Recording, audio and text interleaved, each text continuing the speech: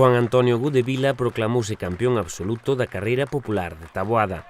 Foi o pasado sábado pola tarde nunha xornada perfecta para a práctica deportiva ao aire libre que motivou a preto de 500 corredores entre todas as categorías. Gudevila fixo 7 km e medio en 25 minutos e 55 segundos.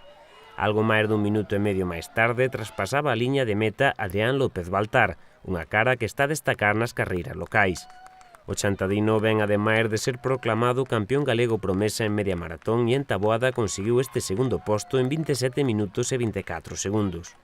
Noraboa por esa carreira popular de Taboada que se nota que estás en plena forma, quedache segundo, non? Sí, bueno, pero como digo sempre, o de quedar primeiro, segundo ou terceiro non me di nada, porque nunha carreira eso quedar segundo, pero noutra podes quedar último, o sea que eso non me di nada.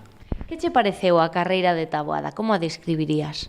Pois a carreira de Taboada describiría como bastante dura, porque ten bastantes costas e hai que ter cabeza nesta carreira. Contanos así un pouquiño en que, bueno, como foi para ti, como foi a túa experiencia? Pois a miña experiencia foi, eu sabía a xente que había, máis ou menos xa os conocía, entonces o que quedou primeiro, pois xa sabía que non o iba a dar pillado, que levaba un ritmo moi por encima miña. Entonces, pois decidín ter cabeza e, pois nada, estar co grupo de carreira e ao final, pois, tiña bastantes forzas e tirei cando faltaba 1,5 km ou así. De todas maneiras, ti, bueno, calculando un pouco e sabendo que había, contabas que podías acadar ese resultado? Non, que va. Eu a cada carreira que vou, pois sempre penso no peor, a verdade é que nunca penso en quedar no podio ni nada. Eu vou facer as miñas carreiras e se cae un podio ben, e se quedo de último tamén. Eu o que quero é mellorar día a día. Bueno, estaba unha tarde perfecta para correr, ou non? Sí, a verdade é que un día perfecto. Non facía moito sol, non facía moito calor, así que un día perfecto para correr. E o circuito tamén era chulo, o sea, era duro, pero estaba ben. Entre Pazos e Carballos discorreu esta sexta convocatoria deportiva e tamén social e familiar na que traballan arreo dende a Asociación Cultural O Carballo, co apoio de outras entidades como o Concello e que resultou ser todo un éxito novamente. O terceiro en chegar á meta nesta primeira proba da tarde foi Iván Redondo, que logrou a marca de 27 minutos e 41 segundos, que tamén o fixeron subir ao podio. Pouco a pouco foron chegando os distintos corredores nunha cita na que non faltan algúns máis adestrados e semiprofesionais, como os afeccionados que cada vez máis gozan desta disciplina.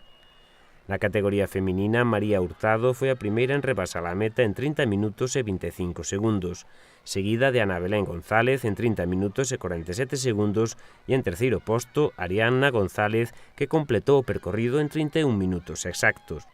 A organización, a verdade é que non se pode poñer pega ninguna, de 10. A verdade é que despois dos trofeos merenda, todo perfecto, a verdade.